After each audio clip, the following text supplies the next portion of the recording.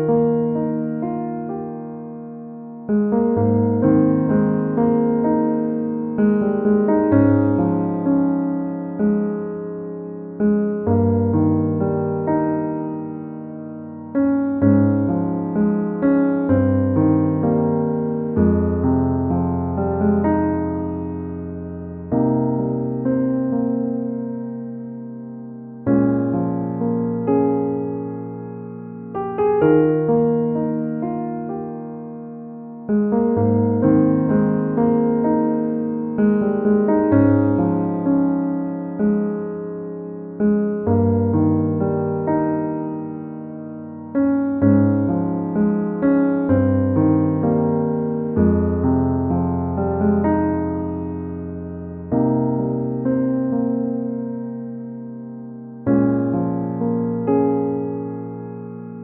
you.